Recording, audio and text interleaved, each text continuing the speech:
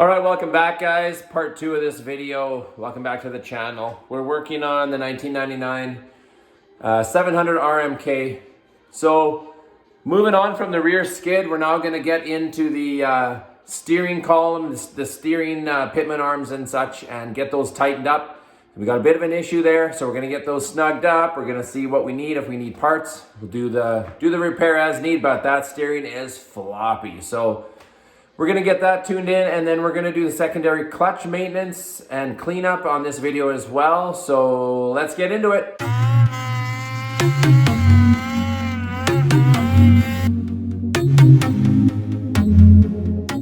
All right, guys, so we're gonna address the steering issue on this. If you see down in there, you can see we've got a couple pitman arms and our steering linkage is so loose. So you'll see this jiggling back and forth here. It's jiggling back and forth. The whole thing is moving and shaking, and it's loose. So the actual bolt is loose, it looks like. I'm hoping it's just a bolt and not the whole bushing and everything. I'm gonna try and give it a tighten, and we'll see if we can tighten it up. You'll notice the steering as well, like with that. It's just crazy floppy. So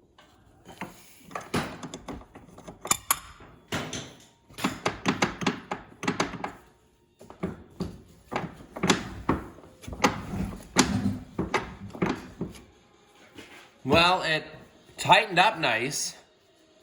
The play is almost gone. However, it's super tight to steer. So I think the bushing might be worn out. We better give her an undo and clean her up and look and see what we're dealing with here.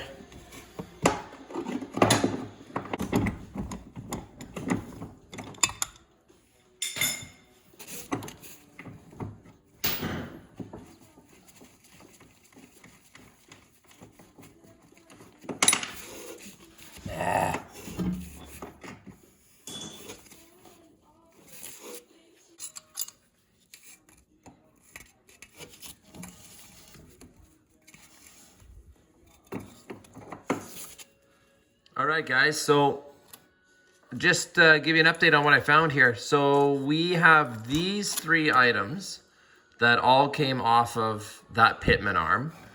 And so I just want to explain a little bit because something's not right here.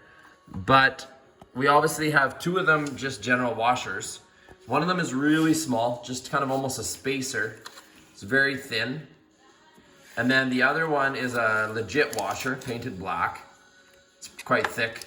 And then we have this other piece over here that is a spacer shim of some sort that is obviously wide, and it goes kind of around the whole collar and sits on the brass part. Well, what happened when I tightened the whole thing up, the steering just got really stiff. So I was tightening down too much stuff.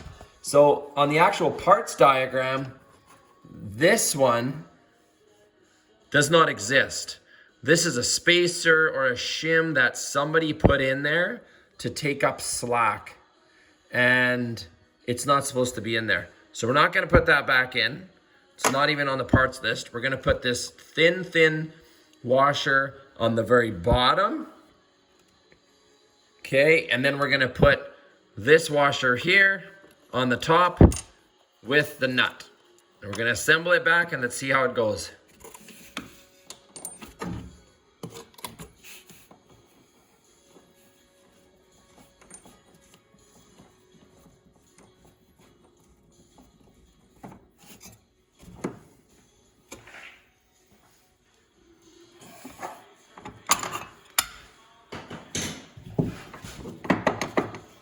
You see we got movement in there now.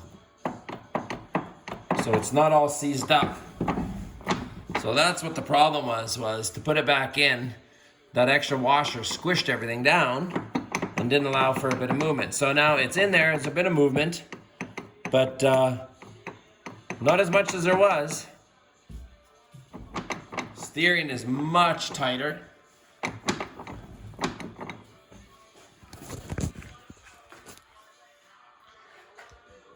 So you can see the steering is a lot tighter. Small little movement in it now. Typical, you basically just have your kind of your ball joints and whatnot at the all the way through. You got little bushings, slightly worn out here, and then on the other side, everything adds up. A little bit of play everywhere. So we're gonna snug up everything and just make sure it's all tight, and then should be good to go. All right, secondary clutch. Get into this thing.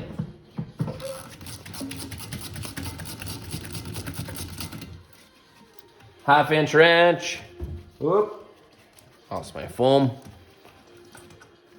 Don't forget to make sure all these shims come out. And the inside big spacer. It's usually gooey. Sometimes it's stuck if it hasn't been greased. But anyway, that one wasn't bad. But we'll clean that up, make it look a little nicer. And then, of course, there's the keyway on the inside. And also there's shims on the backside. So always make sure these shims don't come with it and then fall down and you lose them. There's even one stuck here now. So it's going to fall off here. Want to make sure that goes back on.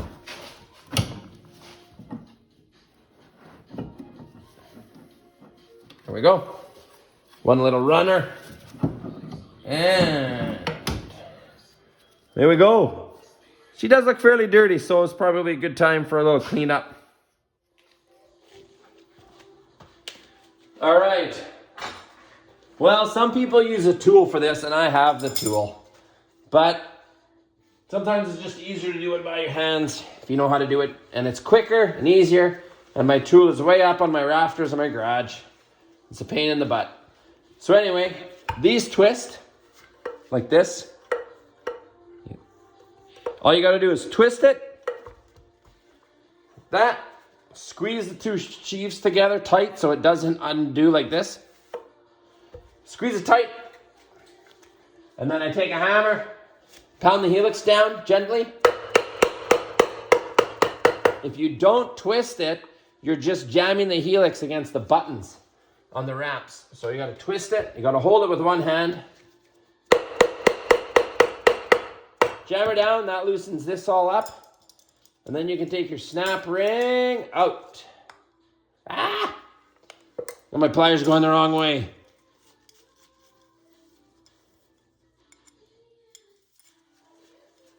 Grr. All right, try that again. Sometimes you can just push it down, but this one's pretty greasy.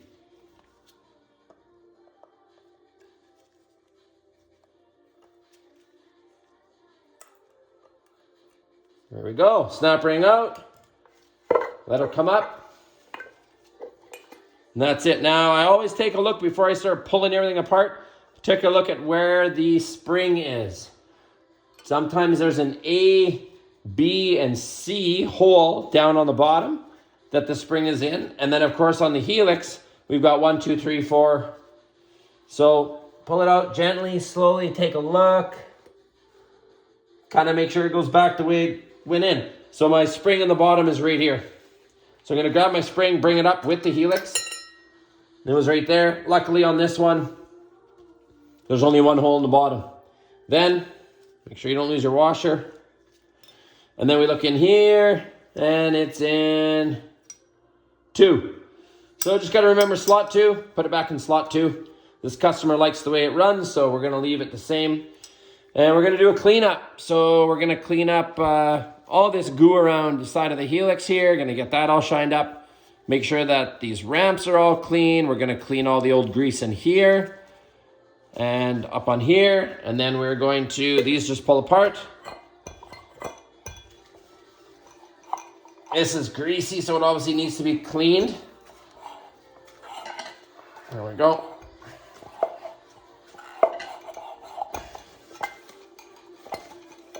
Yeek.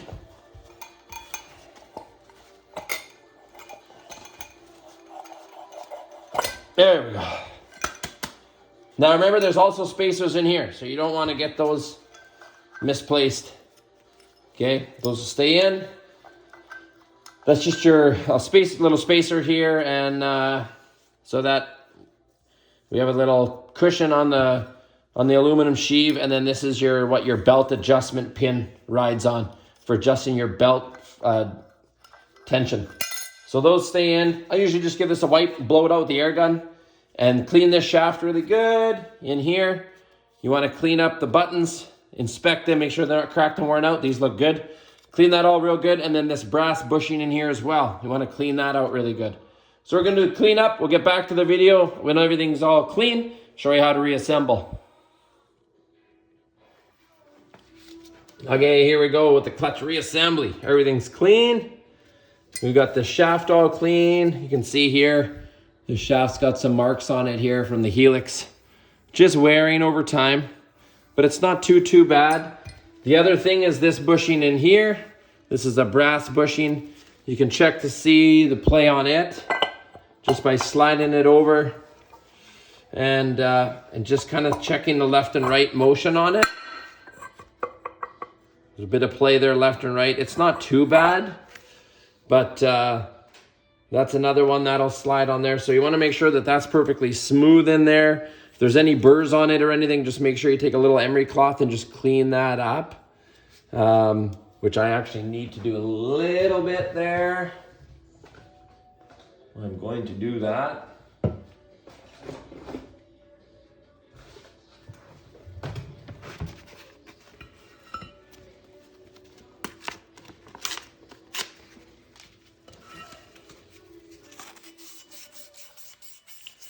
So there's a couple parts on these that you need grease, or you want grease, and there are some that you don't. So these brass bushings, okay, you do not want grease on them. They're greaseless. They run dry. They like to run dry.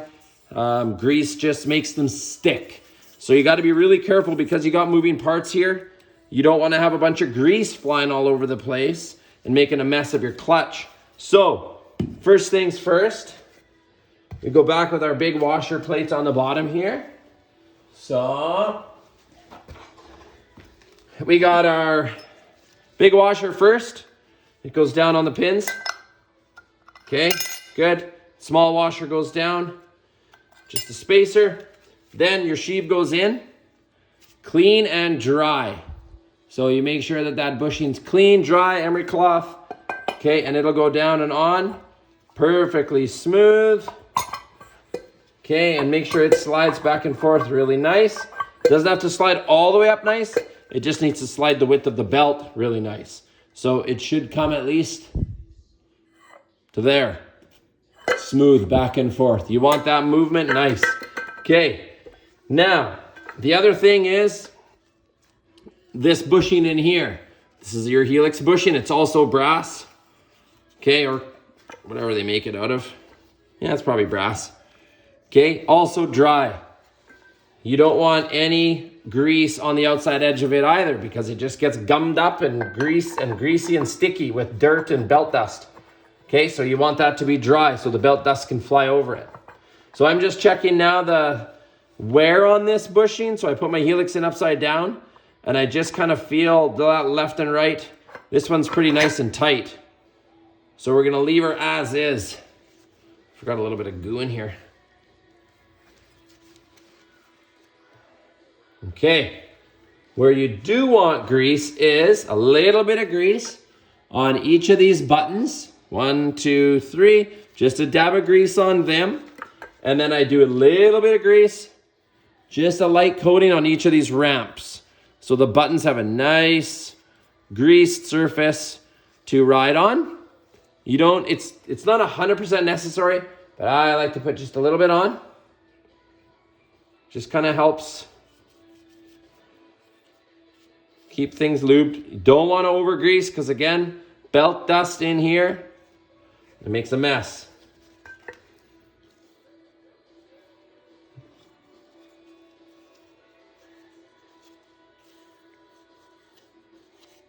Okay. A little bit of grease. So our spring goes back in. Number 2. Doesn't matter top or bottom, doesn't make a difference.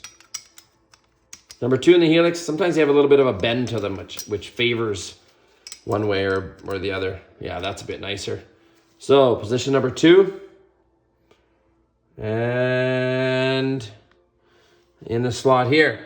Now the other thing is I just put a little bit of grease just to help with reassembly on this shaft.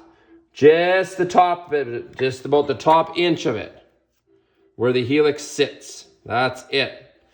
Not further down in, otherwise it catches on that brass bushing inside, and we don't want that. So just at the top, little bit, and it doesn't hurt to put a little bit inside the helix here as well. And then you know you've got the right distance and amount of grease on there. Should be good. Okay, and then we know we're gonna put our snap ring in. I always like to get the pliers on it, ready to go. Because when I'm holding this thing under tension, I need to be able to grab these pliers quick and rock and roll. Okay, number one, spring in the right position. Spring goes down in the hole in the sheave. There we go. Then push your helix down. Make sure it slides nice. Okay, now, big step, you slide your bottom sheave around to where your keyway lines up. There's a keyway in the top here with a helix and this shaft. So this key needs to go in there. And once you get that key in, that's when it locks in and you can start rotating and winding your preload. So I just line it up. Now I wiggle it down, make sure the key goes down in, bit of grease on it. Okay, so that it doesn't fall. Then I wind my clutch past my ramps so that when I push my helix down, it's gonna ride on the top of the ramps and not on the bottom. So we twist and push. If you need to hold it with your knee, you can hold it with your knee. Goes on, spacer, and snap ring.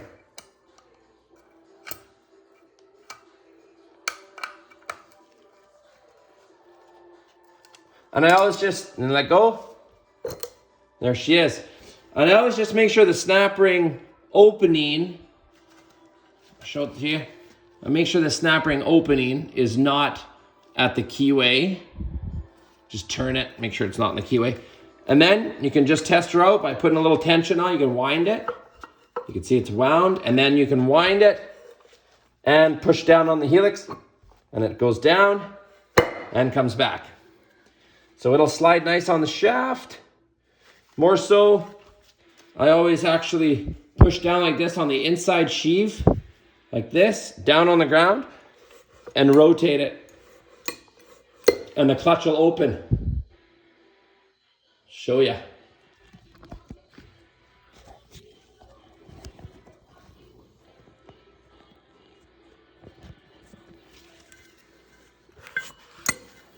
There you go. And then you know you've got your helix put in the right way and your keyway all put in the correct way.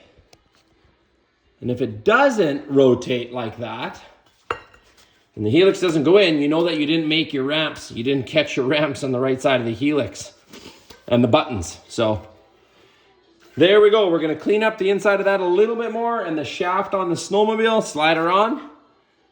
That's your secondary clutch service.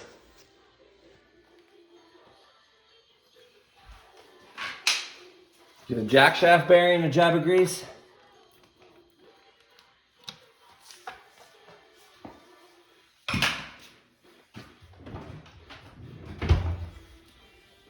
Grease the shaft up a little bit.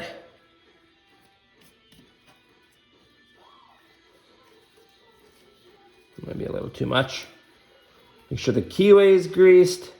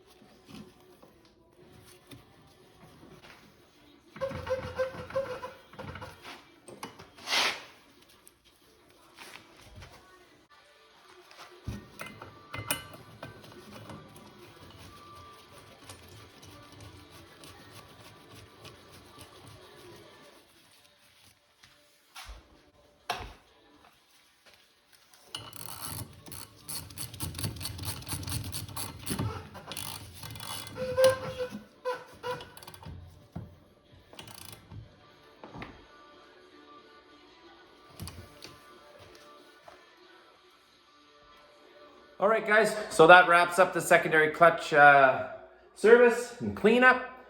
So got that back on, and of course the pitman arms and the steering's all tightened up. So that does it for this video. Make sure that if you like the content, you subscribe to the video. We'll get part 3 coming to you soon, where we take these carburetors apart, we go through them and clean them all. So you might want to stick around for that one if you're not too sure how to clean your carburetors and how to take them all apart. Get those pilot jets out, get those main jets out, and making sure that you're cleaning those thoroughly. I'll go through all that step by step. And we'll get that front suspension shock changed, and then we'll run her up and sync the carbs and adjust the track tension, and should be ready to go. So stick around, stay tuned, and make sure you smash the like button and leave any comments below. That's it for now.